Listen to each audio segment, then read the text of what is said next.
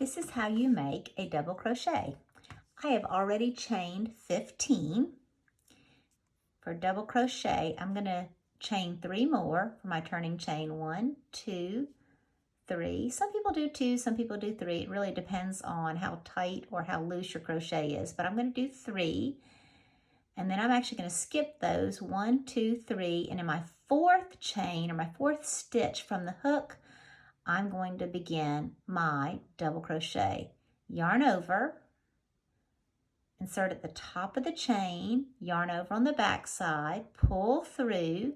I have 3 loops, and then I'm going to yarn over again, go through the first 2, yarn over again, and go through the second 2. And that is a double crochet. Let's try that again in the next stitch. Yarn over. I'm going to go in the top of the next stitch, yarn over on the back side, pull through, have 3 loops, yarn over, go through the first 2, yarn over, go through the next 2. Now we have 2 double crochets. Do that again, yarn over, go through the top of the next chain or next stitch, yarn over on the back side, pull through, yarn over, go through the first 2, yarn over, and go through the next 2. Double crochet. You can see it's starting to shape up. All right, let me keep going on that row. The great thing about crocheting is if you mess up, you can just pull it out and try again. And make sure that you are going in the top of each stitch, that you don't put 2 double crochet in the top of a chain or in a stitch, but you are actually just putting 1 in each stitch. And sometimes, some patterns actually call for putting multiple double crochets in a stitch, but for our purposes, we are just going to make a straight row, nothing fancy, but you actually use double crochet a lot. This is a very commonly used stitch, so it's a good one to know. Okay, and you can really see the pattern taking shape.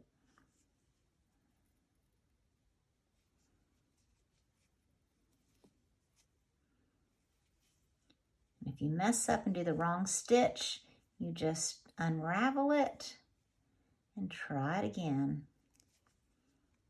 Over time, you will become more consistent with, I've been crocheting since I was a child, so I'm a little more consistent in terms of how tight or how loose I make something. And so if you're a beginning crocheter, a beginner, don't get frustrated that it looks inconsistent. It will initially, and then you'll get better over time. That's just part of practice and learning. All right, and I'm getting close to the end. All right.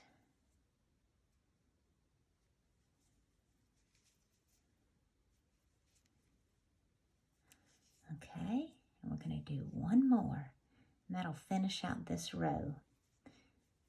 Let's do that in my first stitch. I'll show you that. Okay, so that is our first row of double crochet. All right, and now what we're going to do for the second row, it's a little bit different. We're going to chain 3. That's our turning chain. So chain 3. We're going to flip over our work. Okay, turn our work over so we're working kind of on the back side. And then this time, remember, we chain 3, 1, 2, 3. That kind of takes us up, lifts us up to the next row. And we're going to actually count that as a double crochet. And for that reason, we're going to actually skip this. So the 3 that we chained will count as a double crochet. And then we're going to skip this stitch and we're going to go in the next stitch. And this time, instead of, remember on the first row, we were just crocheting in the chain, we just picked up that first loop and left the other loop. But this time, see that V shape at the top? You can kind of see that V shape all down the row. And so we're going to actually go in both of those loops. All right. So again, we chain 3, we skip this first one because that's going to act as our double crochet. Yarn over, I go under both loops, yarn over on the back side, pull through, 3 loops, yarn over, pull through, yarn over, pull through the other two. Okay, and that is technically our first double crochet, but our turning chain also counts as kind of a little, as a column or a pillar as well. So let's carry on this row. And the only difference in the second row and the first row is you're going under both of the loops in that stitch, at the top of that stitch in that V. So we're gonna yarn over, go under both of them, yarn over, pull two, yarn over, pull two, through. All right, again, let's keep on working. It's easy to, again, get off a little bit, and so stop and periodically look at your work and make sure it's consistent. Sometimes you might skip a stitch, and then you've got a big hole. Sometimes you might put two in one stitch, and then you'll notice over time you're getting wider. So after every row, I stop and count. A lot of times I use stitch markers too, especially if it's a very complex pattern and I'm changing stitches a lot. That way it helps me to keep up with what was my first stitch in that row. But I love crochet because it's so forgiving. You can unravel it if you have an issue. Let me show you how to do that. Okay, oops, I think I messed up. So you just unravel it and reinsert your hook and just pick up where you were. Sometimes I might think, oh, wait a minute, did I do the wrong stitch? And so you can just correct it so easily. That's why I really like crocheting. I also love making textured and patterned things. I would suggest, if you're a beginner, I would suggest to get acrylic yarn that doesn't have a lot of texture or bumps, or is not real fuzzy.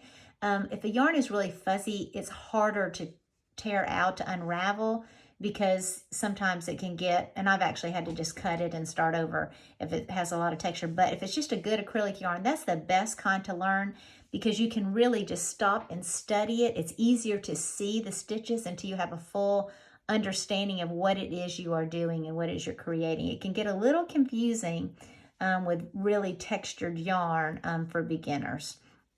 So I would really work on your techniques just with some good basic yarn and improve over time.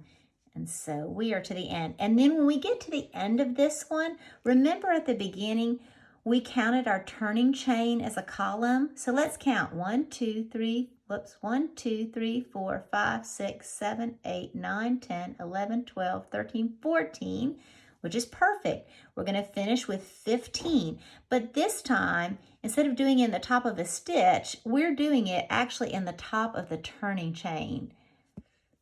And that's okay. And again, we just pick that up and do another double crochet.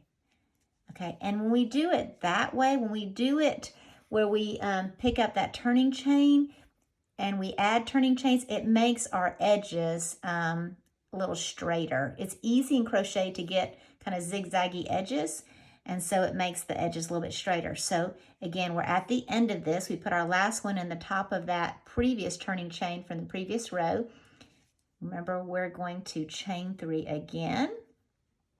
Okay. We're going to turn our work over. There's the 3 that we chained. And remember, we are skipping this one because our turning chain is acting. It's going to take the place of a double crochet. So we'll skip this one and we're going to go in this one. Again, yarn over, go through, and just carry on. So the difference between the first row and the second row of a double crochet, and really any basic stitch, is you're picking up both of those loops. When you're just doing it in a chain in the foundation, you're actually just picking up one of the loops and leaving the other loop in the chain. But when you get to the second and third row, you're actually going through the top, picking up both of those strands of yarn in that stitch, both of them. So just like that, and you just carry on. And the other thing is, at the end of the row on a double crochet, you're going to chain 3, and when you chain 3, that counts as a double crochet. But then when you get to the end, you're actually going to do a double crochet in the turning chain to give you, in my situation, in this example, 15. And stop and periodically look at your work, stretch it out, make sure your edges are even. As a new crochet, if you are a beginner crocheter, it is very easy to have zigzaggy edges. Don't worry about it. You'll get better at time. It'll get easier, I promise. So that is how you do a double crochet. Happy crocheting!